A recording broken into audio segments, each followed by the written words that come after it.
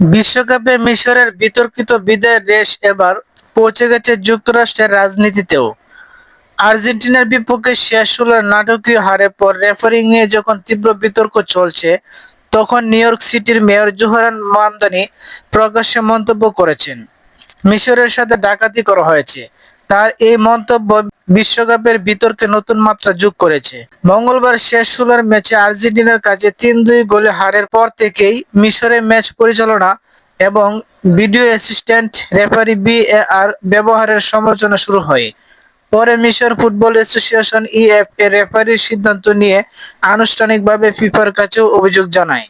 এর একদিন পর বুধবার ৯ জুলাই নিউ ইয়র্কে next stop better versus ফাস্টার service কর্মসূচি ঘোষণা করতে গিয়ে বিশ্বকাপের সেই বিতর্ক টেনে আনেন মেয়র মামদানি। দ্রুতগতির বাস সেবা চালুর ফলে যাত্রীদের সময় সাশ্রয়ের সুফল তুলে ধরতে গিয়ে তিনি বলেন, ৬ মাসে আপনার ২৪ ঘন্টা সময় বাঁচবে।